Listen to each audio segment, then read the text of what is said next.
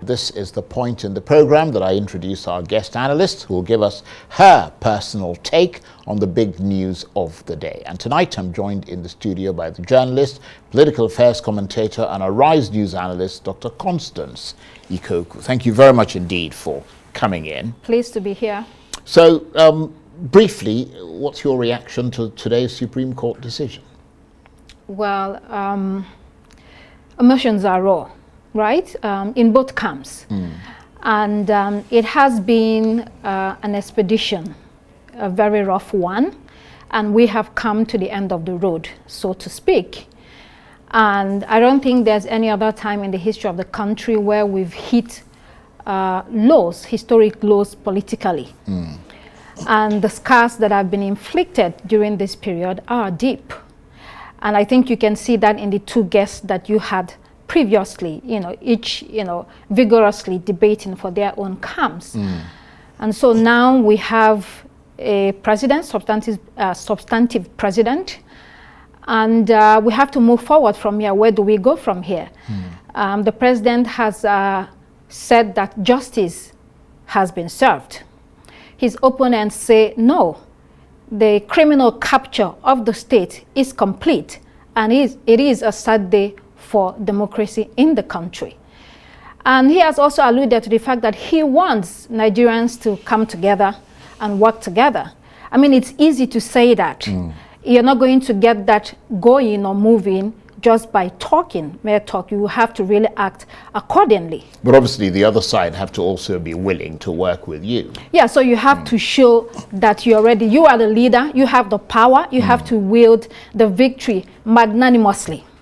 So it depends on how you handle it. That would determine whether people want to follow you, help and come into the government, or they might decide, let's, remain in the opposition because we also need a virile opposition. But I mean, do you think a lot of people will just be breathing a sigh of relief that it's finally over? I mean, I think so. Today's judgment wasn't a political upset. I think a lot of people already knew that this was going to happen. They didn't have confidence in the courts. It would have been a huge political upset if they decided to unseat the president. I mean, he is already on the seat. He has all the instruments of power to his disposal, and it would have been really magic to have seen the opposite happen. And so here we are. So it's what it is. I think that people have decided, okay, we are here. What do we do next? How do we move forward from this? And I heard the president, when he was talking, well, in his statement, he said that the court has affirmed his popular mandate. I think a lot of people would disagree with him. 37% of the vote is not exactly a compelling, significant mandate. And that leads to the next point, which is, should we be talking about reforms after this? Should someone be mandated to get at least, or required to get at least 50% of the votes in any election? And then if the person doesn't get 50%, then there will be a runoff immediately. I think that is something that's actually that's a yeah. good point. But obviously the powers that be, particularly the National Assembly, have to be brought on side. Yes, of course. That is why the opposition is there. These are activist moves and arguments that you have to make. And they do have lawmakers. Exactly. And then the second thing is also the financial independence of the judiciary. Is also a conversation that needs to be had. And then the third thing, I think, is the duration of the judgment, the petition. So this is 5 months into the government. Is there a way we can have elections earlier so that all of these are concluded before the swearing in? Yeah. These are things to think about. That's a good point. And of course, there's also the chairmanship of INEC, isn't exactly. And how it should be done. That's right. To give the institution greater independence. Yes. But no, those are things for the future. At the moment, the opposition have lost, essentially. Let's take the PDP, for example. Presumably there'll be a post-mortem as to what, because I mean the ABC are arguing that they were a divided party the PDP going into the election, and that made it extremely difficult for them to win. I mean, so presumably there'll be a post-mortem as to what divided the party and left it sort of cleaved in half as the elections approached. I think that the PDP will never be the same again. The PDP that we saw under President Obasanjo, under President Yar'Adua, and under President Jonathan, totally different. I think from President Jonathan, they began to split majorly into different factions because some of them left and went to join the APC or went to form the APC. And the betrayers were already there, the backstabbing, and then later when they didn't get what they wanted, they came back. So this movement, you know, in line with what your personal ambition is, not for the ambition of the party and the country. I think that has fractured the party. Yes, so you're correct that going into the elections, they were already terribly divided. So it was difficult for them to gain the number of votes. But the other thing is that Atiku Abubakar comes from the north. And most people from the south were not going to hear it that after 8 years of President Muhammadu Buhari, you want the power to be retained in the north. No, that is not going to happen. Instead, if Bola Tinubu is going to take it, let him take it, at least the power remains in the south. That argument is, you know, one of the reasons why also some people voted for Bola Tinubu. What about the Labour Party? The Labour Party has a long way to go. I mean, it is the new kid on the block. They did relatively well. Peter Obi came on board almost the last minute, and they have done okay.